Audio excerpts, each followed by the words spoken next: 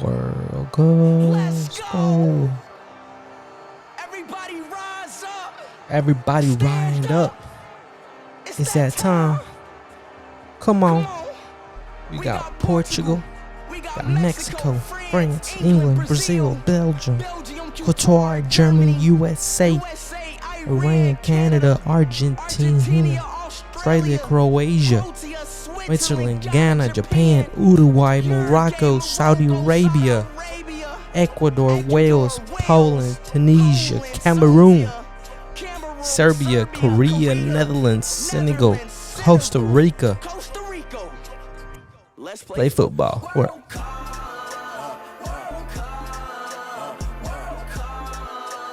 World Cup. World Cup. World Cup. World Cup.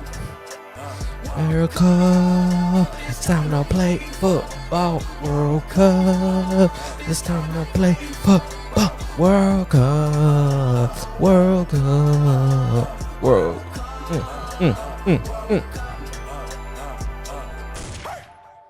Woo, woo, woo. All right, guys, that is the intro to the first, third, fourth, fifth. Don't know what episode of this. I know me and Johnny tried to do this a long time ago or a while back ago, earlier this year. Talk about football, talk about soccer, call it Top Bins. I'm going to call it the False Nine FC, the False Nine Football Club.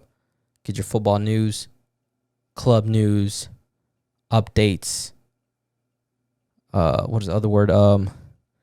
Bullshit, whatever you want to call it. I'm a huge soccer fan, football fan. If you notice, this is my room, my wall. We also record our other podcast here. We use the same background or stuff. And I started to make this wall years ago, and it turned out a full wall length. It's all soccer except for that side. We have some basketball on that side. But yeah, I think it's pretty dope. I hope you guys enjoy it. And if you see more of it, or you see or you recognize it, it's the False Nine. So it's going to be a short one. Intro to what this is going to be, to what it's going to be about. And like I said, it's all going to be football, all soccer specifically. Just me most of the time. If it grows, Johnny will join us, and hopefully some football stars will join us too. So I really want to just touch on some injuries that has happened throughout the week. I'm a Mexican. Families are from my family is from Mexico. I am a Mexican American, I guess you can say. So I do want to talk about the Mexican national team as well. So that's what we're going to have today. So I want to start off with injuries. So Mane just got injured. I think that's the biggest one, the biggest upset. Not the biggest upset, but it's upsetting to football fans to see someone like Mane just, have an injury, literally 14 days before the World Cup. And it's like he's in his prime. He came, I believe, second in the race for the golden El Balón de Oro. So it's just like, it's disappointing. I think he could have carried his national team pretty far. Definitely think he would have got out the group with the team. They have a decent team. Above average, I think so. So seeing him get hurt the other day was very sad. It kind of just shows also, too, that having the World Cup in November is kind of bogus because these players don't have time to recover. And I think it's also important to recognize the fact that, there was a season during COVID, the COVID season, you can call it. They didn't play, and then they played, but they didn't have much time to rest. And then this season, they had just ended in, I believe, May, June. For those who played Champions League and played some championships, that was the end of the games. And I know they started slightly early due to the World Cup in November. But from when they started, I think in August or September, they haven't had a break. It's just been soccer, football, club football, and even national team football. No breaks, international breaks to get ready for the World Cup and get the teams ready. And now we're entering the World Cup in about 10 days. And it's just like a guy like Mane, and then you got other national teams that are playing now. And you got players like Messi saying that they don't want to play this one game because they don't want to risk any injuries or anything like that. And it's just like, it kind of just shows why the World Cup, and I don't think the World Cup will ever happen again in November or any other time of the year besides the summer, because it just shows how important it is for these players to be fit and healthy, and they need a rest. At the end of the day, they need a rest and recover, which is super important, because when they get out this World Cup, guess what? They go right back to the league. Guess what? Round of 16, or what the knockout stages for the Champions League comes, and you got Europa, and then you got the other Europa tournament that goes on, and it's just like, when are these guys gonna rest? Till the end of the season, which is gonna be like in May. So I think that's fucking crazy. So kind of sucks that FIFA does this. I need to watch the FIFA documentary, which I'm going to tonight, and learn about FIFA's corruption, because that's what it is. Anyways, as far as the big injury, I think, or major injury that happened that I know about was him, Mane. As far as the national team, you have Tegatito. He got hurt. I don't understand why he tried to come back. He fucking fractured some bone, or he fractured something. And he was out the World Cup, and then all of a sudden he was questionable or semi-fit for the World Cup. And then he got another injury. And I want to talk about that later at the end, because I do want to have a rant about that. And then we have some clubs that released their squad or their roster list for the World Cup, and there's really just two that I really want to talk about today. At the end of the week, I'll probably make another video, because I know England's dropping theirs tomorrow, allegedly, or apparently, whatever you want to say. So I want to start off by saying Bobby Firmino out the World Cup. I know Johnny was very upset. Or he was upset about it, but it's kind of, I think it's disappointing. You take Richarlison and Martinelli. Both. Martinelli is a good player. I think he's doing real good. He's in form with Arsenal, and he's in a winning team. He knows how to win right now. But he's in a very young, inexperienced Arsenal team. And that's my opinion. Richarlison, I don't know what he's won. I don't see him. He's not a winner to me. And I think when you go through the World Cup, you have to take players, obviously, quality players. And I'm not saying none of these guys do, because they're quality and they're much better than me. But I don't think they've been in a winning, strong team, and I think those are factors that you pick when you're selecting a player. When you got to decide between Martinelli, Richarlison, and Firmino, if that's what it came down to, I don't know. But Firmino has won a Champions League final. He has won the league, and he's been in the Liverpool winning team that's been dominant for the last 4 years, you could say, ever since they went to the final in Madrid. And when they played Madrid, and Firmino was there. Prior, he was there. He's developed and became I think one of the best strikers in the world in our time. I think top 10, no question. And Martinelli has, he's been good since, I think, last season or the season before that. I'm not sure when he came to Arsenal, but under Arieta, I think he's great, and I think he's one of the, he's part of that team, and he's, like I said, he's great. But I don't think he has that experience in what Firmino brings to the table. I know they play different positions, but you take also someone like Gabriel Jesus, which I think is very questionable. He hasn't scored goals. He doesn't get criticized at all. He's a likable guy. I get it. And he's compared to Darwin Núñez, is compared to every forward, every striker in the Premier League. And if you're looking at numbers, we should be talking about Jesus, and then you compare Jesus to Firmino, and it's like, that's how I see it. Again, Gabriel Jesus, now we're talking about Gabriel Jesus, past Martinelli, they play different positions, but I think Firmino has experience. You have already Vinny, you already have Neymar, that can play that position, and I know you have Rodrigo, can play right or left. I know that too, but Vinny's probably going to start. So, and you can probably play Neymar. Neymar's probably going to play in the center. Who knows? And then, you compare him to Gabriel Jesus, which I'm not even sure who's going to be the striker, which I don't think Gabriel Jesus starts, because he cannot score. He just does not score. He's playing in a the best team in the Premier League, and does not score. And that's a little, maybe that's not his role, But I hate to say that because he's a striker, and as a striker, you got to score goals. So I just don't. I don't know how to say it. Like, I don't know. And I'm not saying Firmino scores a lot of goals too, but in all the teams that Jesus has played in, since the Premier League, which is City and Arsenal, he hasn't scored many goals. And let's not forget, Manchester City did not have a striker when Aguero left. And Gabriel Jesus was that man, and Pep did not choose him. He'd rather play Foden, Grealish, and I forgot who the other person was that he played on top. He did not play with Jesus. He didn't score. He did not score. And that's that. He's a great passer. He's a great dribbler. He creates a lot of chances. That's not true. He does not create a lot of chances. I think he's a great passer, though, which maybe is important for them, for the team, how they want to approach the World Cup. I don't know. Now, Richarlison, I don't understand why the fuck he's going. I don't think he's good at all. Again, much better than me. I understand that. But when he played at Everton, didn't really stand out. He standing out in Everton. He played really well.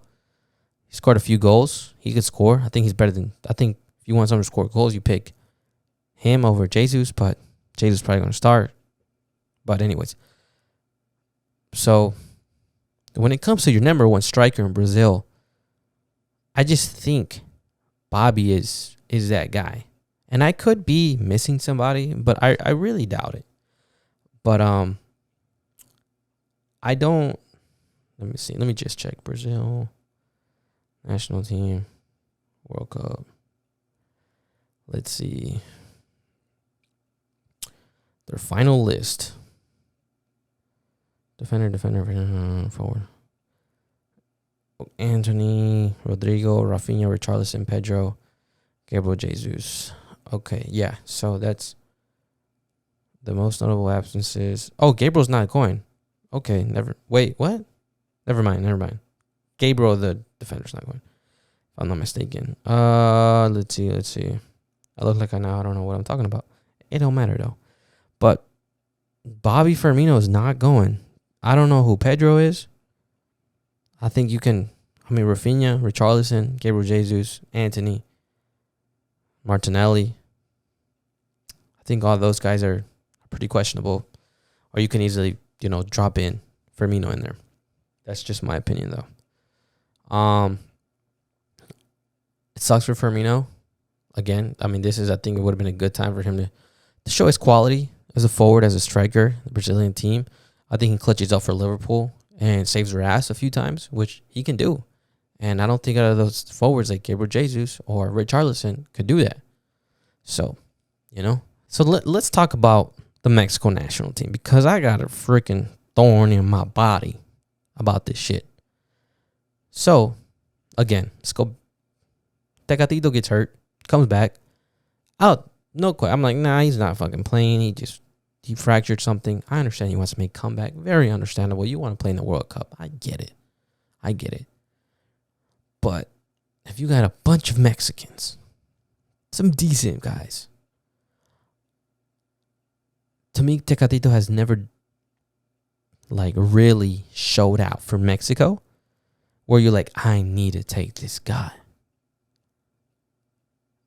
Right? And then you give him the opportunity, and he's on the list. He was on the list. He was one of the guys that was going to go. And next thing you know, he gets hurt. And it's like, who do you take now? The words start buzzing. Chicharito, Vela, Jimenez, Santiago Jimenez. That's what you start fucking hearing, right? But again, you give this guy the opportunity to come back. I get it. He wants to come back, right? But this also goes towards my, I just don't like Tata. However the fuck you say his name. I think he's ass. I don't think he's ever won anything with any club. I don't see much players talk highly of him. He's coached Messi twice with Barcelona and Argentina. He did not win anything with Argentina, especially when you got Messi. I feel like when you got someone like Messi, you need to win trophies. Obviously, we know Messi's story behind Argentina and how tough that was for them, or for him as well. Messi has also said that Tata's never made any real efforts to basically work with Messi and to find something with Messi with Argentina. And Messi even came out and said that he's doing the same thing with the players in Mexico. Not really building a relationship, making it about him, and so on. Tegatito gets hurt. Guess who the fuck he picks?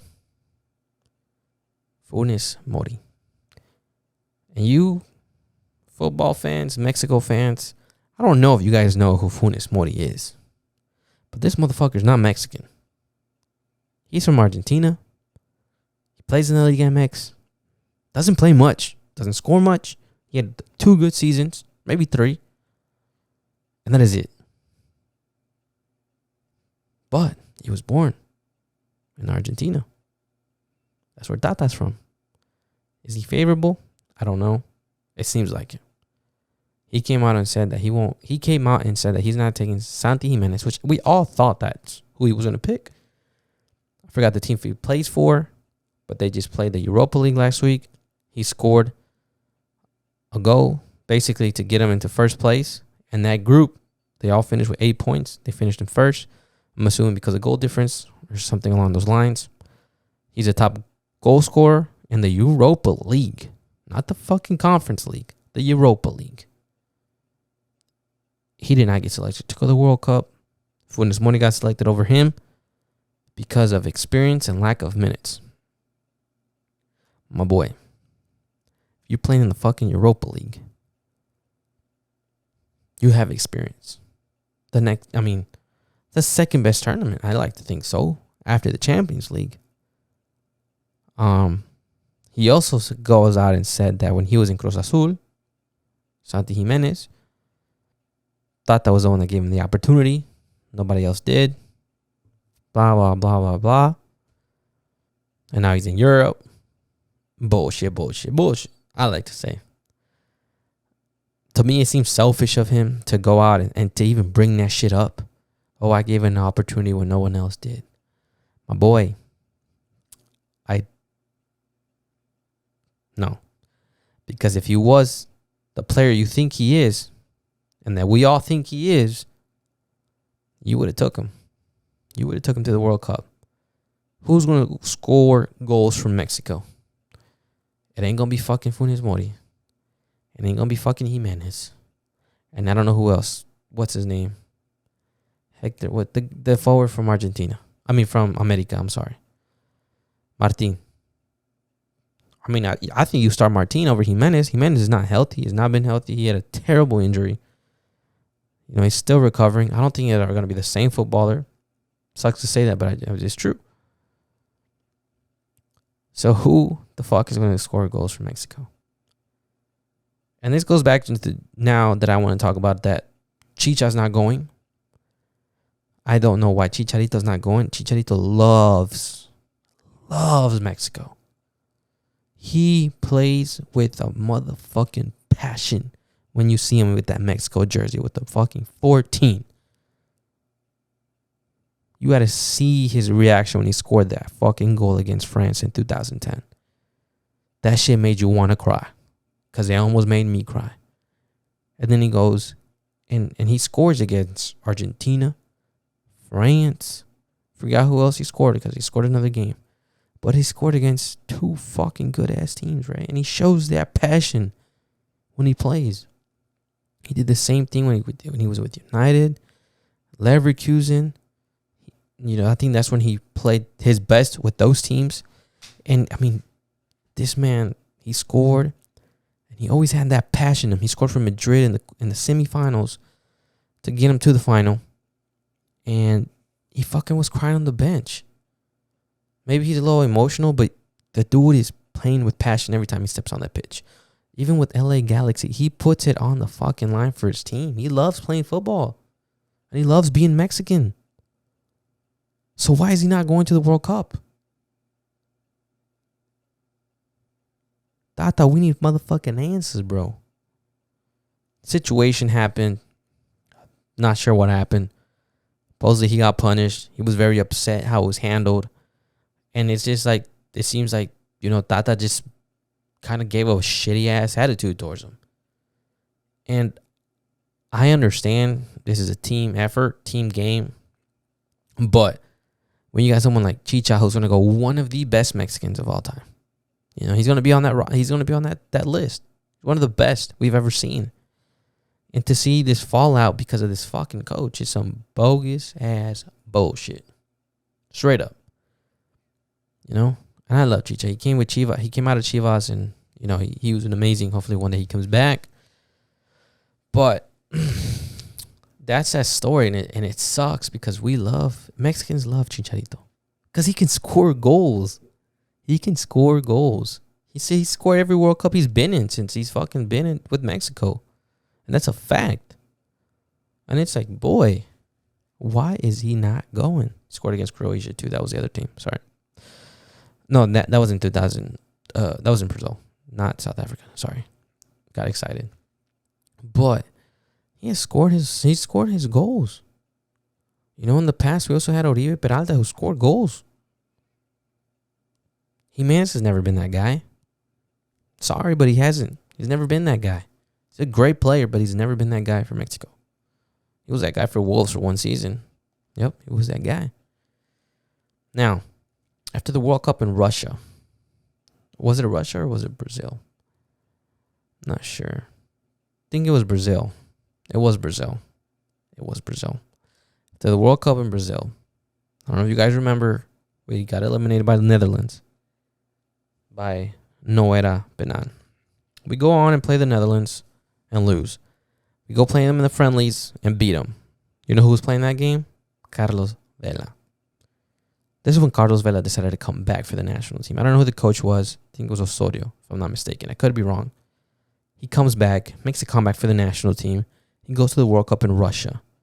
And boy, he looks sexy playing. I'm just saying. It was good to see him back in a Mexico jersey in the World Cup. It felt great. It gave us I gave Mexicans hope. Even when we left, we didn't do such of a good World Cup. But I was like, okay, we got Chucky, we got Chicha, we got Vela, we got Tecatito. Like, we're good up front. We're okay. All of a sudden, Tata comes along, and Vela's not part of the team anymore. Vela's not part of this team anymore. It took him so many times to get him back. He's quality. He needs to be playing on that team. And it just sucks that Mexico's going into this World Cup. I don't think they score more than 3 goals in this World Cup. And I'm saying that on record. Mexico does not score more than 3 goals in this World Cup. I don't think they get out their group stage. I think the only team they might be is Saudi Arabia. They beat Iraq. Fucking Iraq. Which is fucking crazy. Because Iraq is a fucking world war ground. Like, it's a war ground. It ain't even, I don't know how they have a national team. And whatever, right? I get it. They want to prep for Saudi. Makes sense. I think. But look, the Saudis are playing in Qatar. They might be feeling themselves. We'll see how that is. But I'm telling you, they might put one against Poland. I don't think they score against Argentina. I don't think they touch Argentina. I think Argentina shits on Mexico. They might take it easy, but we'll see. But Argentina is going to go fucking balls to the walls. And I don't think we have a chance. So, good luck to Mexico, to be honest. I'll be watching, be supporting them. But I hope you guys stay tuned. Tune into this fucking podcast. Very short, very sweet. I'll get better throughout the time. Never done a show by myself. I'll be posting a lot on TikTok, Instagram, Shorts. So stay tuned for that. If you guys are in the comments, put some comments. What you guys want me to talk about? I'll be talking about nothing but World Cup preparation till the World Cup comes. I'll do some predictions, and I'll see you guys on the next one. Peace.